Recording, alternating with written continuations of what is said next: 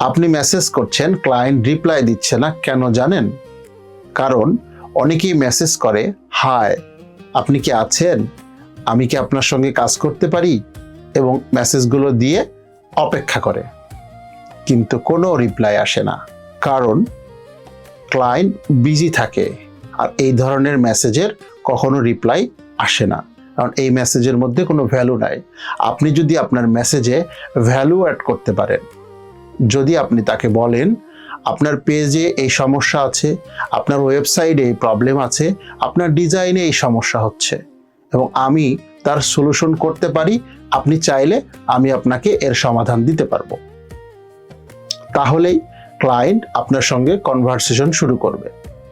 কারণ client message না, solution নিয়ে কথা বলতে চায়।